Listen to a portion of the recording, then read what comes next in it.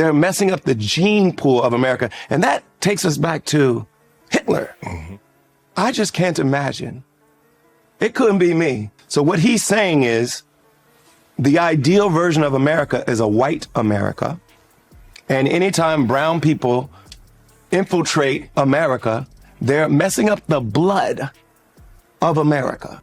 A black man voting for somebody who believes so deeply that black men are inferior to him. Trump's latest Twitter tantrum backfired big time, and John Legend's response has everyone laughing. The singer suggested Melania give her hubby a gold star for good behavior. Ouch. But wait, it gets better. Chrissy Teigen jumped in with a zinger that had Trump supporters running for the hills. Who knew criminal justice reform could lead to such a juicy Twitter beef? Before we move on, I'd like to ask you a small favor. If you appreciate this content, please take a second to like this video and subscribe to the channel. Over 98% of you watch the videos without subscribing. It costs you nothing, but it makes a huge difference to us. So, did you click the subscribe button? Great, thank you so much. Now, back to the video. Alright folks, it's time to dive into the wild world of Trump's late-night Twitter antics. You've been very vocal about Donald Trump and his racist rhetoric after his comments, absurdly, about Haitians eating cats and dogs. We heard similar racist remarks at his Madison Square Garden rally last Sunday. He's been spewing hatred and division and particularly targeting people of color as somehow tainting the American blood and American gene pool.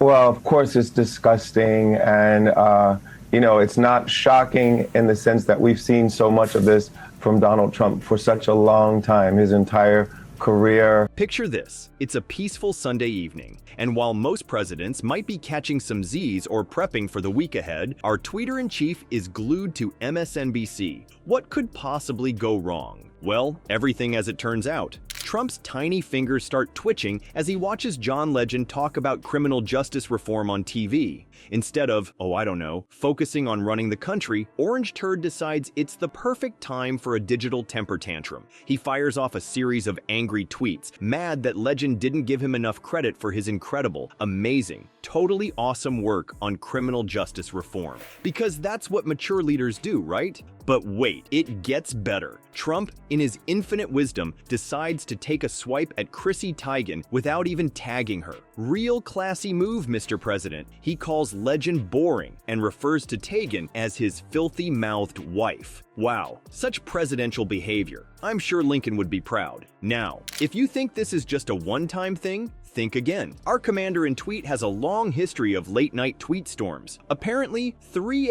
a.m. is prime time for presidential pettiness. It's like clockwork. When the rest of us are dreaming about world peace, it's not what we need in a leader who's supposed to lead the entire country. Our country is diverse and beautiful, and folks come from all over the world to live here.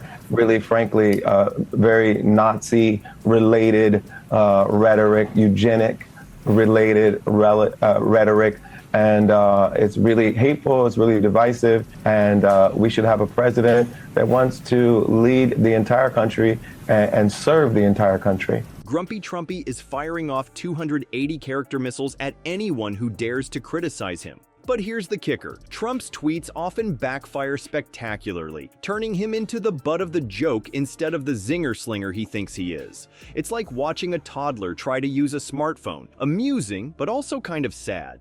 And let's be real, folks, using Twitter as a platform for retaliation rather than governance? That's a bold strategy, Cotton. Let's see if it pays off for him. As the Twitterverse holds its breath, we're left wondering, how will John Legend respond to this orange onslaught? Will he take the high road, or will he fight fire with fire? One thing's for sure, this digital drama is far from over.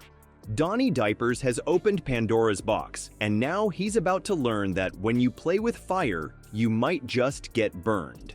Well, folks, it looks like Donnie Diapers is about to get schooled in the art of Twitter takedowns. John Legend's not just bringing the heat, he's got a whole bonfire ready for our orange-tinted president. And let me tell you, it's so cool, it could freeze the sun.